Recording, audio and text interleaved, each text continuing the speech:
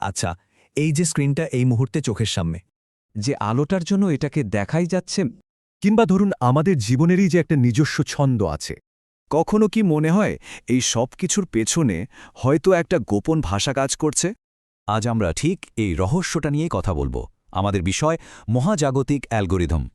প্রশ্নটা হলো, আমাদের এই যে বাস্তবতা, এটা কি আসলেই গণিতের ভাষায় লেখা? চলুন এই অদ্ভুত সুন্দর ধারণাটার গভীরে যাওয়া যাক। আচ্ছা, কখনো মহাবিশ্বের দিকে তাকিয়ে অবাক হয়েছেন? সবকিছু কি দারুণ একটা শৃঙ্খলার মধ্যে চলছে? মনে হয় যেন কোনো একটা অদৃশ্য নিয়ম সবকিছু নিয়ন্ত্রণ করছে। একটু ভাবুন তো, কেন গ্রহগুলো এত নিখুঁতভাবে একেবারে ঘড়ির কাঁটার মতো নিজেদের কক্ষপথে ঘুরছে? বা ধরুন আলোর গতির কথা, এটা কেন সবসময় একই থাকে, কখনো বাড়েও না কমেও না? কিন্তু সবচেয়ে অবাক করা ব্যাপার কি জানেন? পৃথিবীতে পদার্থবিজ্ঞানের যে নিয়মগুলো কাজ করে, ঠিক সেই একই নিয়মগুলো কোটি কোটি আলোকবর্ষ দূরের কোনো এক গ্যালাক্সিতেও একইভাবে কাজ করছে। এটা কিভাবে সম্ভব বলুন তো? আসলে এই প্রশ্নের উত্তর খোঁজার চেষ্টা কিন্তু আজকের নয়, বহু শতাব্দী ধরে মানুষ প্রকৃতির এই গাণিতিক নকশার দিকে তাকিয়ে অবাক হয়েছে। এই অসাধারণ ভাবনাটা প্রথম এসেছিল ১৭ শতকে। মহান জ্যোতির্বিজ্ঞানী গ্যালিলিও গ্যালিলেই তিনি বলেছিলেন, প্রকৃতির এই বিশাল বইটা আসলে গণিতের ভাষায় লেখা। তার এই কথাটা কিন্তু একটা বিপ্লবের মতো ছিল, কারণ তিনি প্রথম জোর দিয়ে বলেন যে মহাবিশ্বকে বুঝতে হলে শুধু তাকিয়ে দেখলেই হবে না, এর ভাষাটা মানে গণিতটা শিখতে হবে। আর এই আইডিয়াটাকেই একটা অন্য লেভেলে নিয়ে যান স্যার আইজ্যাক নিউটন।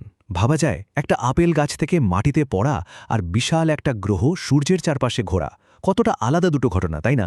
কিন্তু নিউটন দেখালেন যে এই দুটো ঘটনার পেছনেই কাজ করছে একটাই নিয়ম, মহাকর্ষের সার্বজনীন সূত্র। মানে একটা মাত্র সমীকরণ দিয়ে তিনি আকাশ আর পাতালকে এক করে দিলেন, প্রমাণ করে দিলেন যে মহাবিশ্বের নিয়মকানুন সব জায়গায় একই। আচ্ছা, এবার চলুন একটু এগিয়ে যাই বিংশ শতাব্দীতে।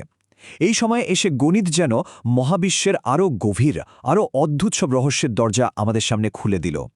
এখানে এলেন অ্যালবার্ট আইনস্টাইন, আর তার সাধারণ আপেক্ষিকতা তত্ত্ব দিয়ে আমাদের পুরো ধারণাই উলটপালট করে দিলেন। তিনি দেখালেন, মহাকর্ষ কোনো অদৃশ্য শক্তিটক্তি কিছু নয় যেটা দূর থেকে টানছে। ব্যাপারটা আসলে আরও অদ্ভুত।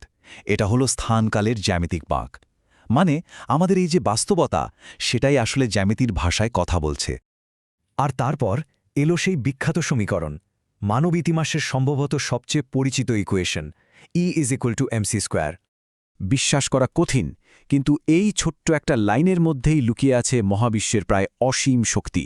কিভাবে তারারা জন্ম নেয়, সূর্য থেকে কেন আলো আর তাপ আসে, এমনকি পারমাণবিক শক্তির মতো ভয়ঙ্কর ক্ষমতার রহস্য, সবকিছুর চাবিকাঠি কিন্তু এই ছোট্ট সমীকরণটা। আর যদি আমরা আরও গভীরে যাই, একেবারে কোয়ান্টাম লেভেলে, তখন তো বাস্তবতা আরও অদ্ভুত হয়ে যায়। সেখানে কোনো কণা একটা নির্দিষ্ট জায়গায় বসে থাকে না, বরং তাদের অবস্থান বর্ণনা করা হয় সম্ভাবনার গণিত দিয়ে, যেটাকে বলা হয় ওয়েভ ফাংশন। মানে এখানে এসে তো বাস্তবতা নিজে একটা গণিতের সমীকরণ হয়ে দাঁড়িয়েছে। তো এতক্ষণে এটা পরিষ্কার যে মহাবিশ্বকে ব্যাখ্যা করার জন্য গণিত একটা অবিশ্বাস্য রকম শক্তিশালী টুল।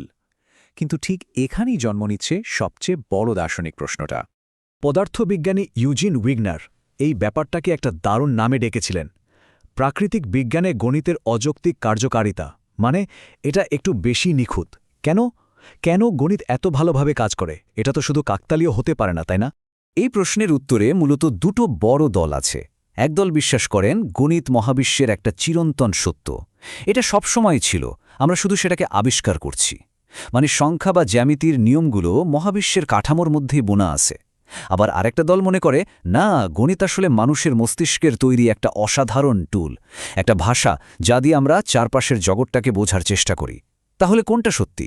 গণিত কি আবিষ্কৃত নাকি উদ্ভাবিত? এই বিতর্কটাই আমাদের নিয়ে যাচ্ছে আধুনিক পদার্থবিজ্ঞানের সবচেয়ে রোমাঞ্চকর আর কিছুটা অনুমান নির্ভর কিছু ধারণার দিকে। কিছু আধুনিক বিজ্ঞানী এখন বলছেন, মহাবিশ্বকে শুধু তথ্য বা ইনফরমেশন দিয়ে বর্ণনা করা যায় তাই নয়, বরং মহাবিশ্ব নিজেই আসলে ইনফরমেশন দিয়ে তৈরি। ভাবুন তো, বাস্তবতার সবচেয়ে ক্ষুদ্রতম একক হয়তো কোনো কণা টনা নয়, বরং তথ্যের একটা বেট। আর যদি এটাই সত্যি হয়, তাহলে এর পরের প্রশ্নটা কিন্তু আরও চমকপ্রদ। বাস্তবতা যদি আসলেই ইনফরমেশন হয়, তাহলে কি আমাদের এই পুরো মহাবিশ্বটাই একটা বিশাল মহাজাগতিক অ্যালগরিদম? এক মুহূর্তের জন্য ভাবুন তো, যদি গণিত না থাকত, তাহলে কি সময়, স্থান কিংবা শক্তি এই ধারণাগুলোর কোনো অস্তিত্ব থাকত নাকি এগুলো সবই আমাদের তৈরি করা গাণিতিক কাঠামোর একটা অংশ মাত্র? হয়তো আমরা যে মহাবিশ্বে আছি সেটা শুধু এক গাধা কণা আর শক্তির এলোমেলো খেলা নয়, বরং এটা হয়তো একটা নিখুঁত ছন্দে লেখা গাণিতিক কবিতা। আর এখানেই আমরা আবার সেই মূল প্রশ্নটাতে ফিরে আসি। আমরা কি সত্যি সত্যি মহাবিশ্বকে বুঝতে পারছি, নাকি আমরা সবেমাত্র এর ভাষার প্রথম কয়েকটা অক্ষর পড়তে শিখছি? আর এই ভাষাটা কে লিখেছে, কেন লিখেছে, সেই উত্তর হয়তো কোনোদিনই জানা যাবে না।